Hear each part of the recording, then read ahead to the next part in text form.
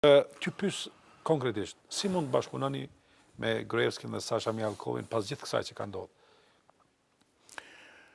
Ata janë Se është problematike. Kuptoj, e drejtë e kuptoj.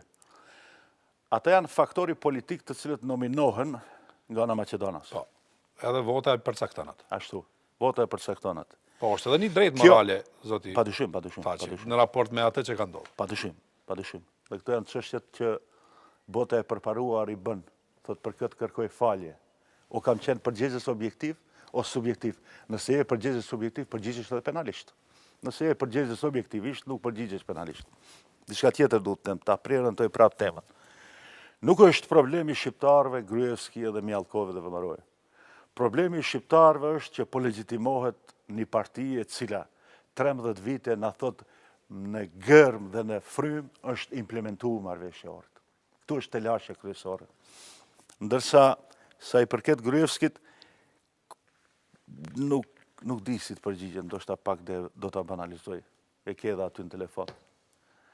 Do ta jep Zotit i marr unë një herë votat e shqiptarëve, e jo 20 deputet, por vetëm një më tepër.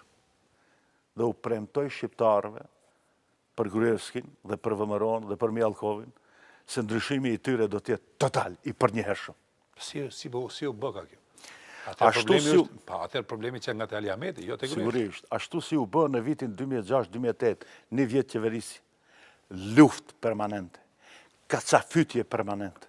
Shkupi 2014, që manipulon oponenti im politik, se qenë ka projekt i kohës që unë kam qenë qeveri. Po ka qenë projekt në kokë, por nuk e di që keti në kokë.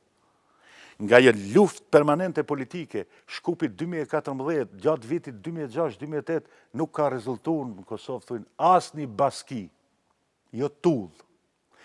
Të gjitha tentimet e qeverisë atëhershme të Gruevskit, Maqedoninë antike, stilin, si quajnë ata, gotike, s'ka asë një tullë vendosë, ka qenë rezistencë politike. Unë jam plotësisht i sigurt se nëse arrin legjitimohet me një proces të sinqert demokratik, Partia Demokratike Shqiptare, pa diskutim se ata do të detyrohen të shëmpen. Kjo i bie që në një betejë. Ta themen edhe diçka? Ja. Ta themen edhe diçka? Po? Më fal. Jo, thuje. Ka ndodhur një herë, 99-2001. Ky film që unë po e flas tash, ka ndodhur një herë. Mund përsëritet prapë. Nuk kemi vdek, ne jemi çata që jemi. Edhe pse kryetarin e kemi të ndjerë, zotën Xhaferi, ne jemi ata që jemi. Megjithatë do t'ja tregoj njerëzve se e kanë harruar. Kujtesat ndonjëherë është shumë e rëndësishme. Padyshim. Dhe desha t'ju pyes. Po pritoj se thujnë e përmend Arben Xhaferin për ta mbrojt veten, përse nuk skrahasohet me ndoshtasim Arben Xhaferin, që janë 100 vende bosh edhe më së ndaj të tjerët. Ai është një prej njerëzve të cilët ka ikur. Ne kalon një shenjë dhe